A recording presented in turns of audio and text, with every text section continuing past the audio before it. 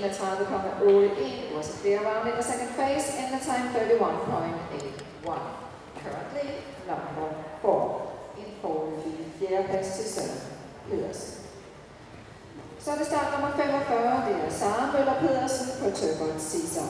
Den er efter Dr. Holst og med Captain Holst som morfar.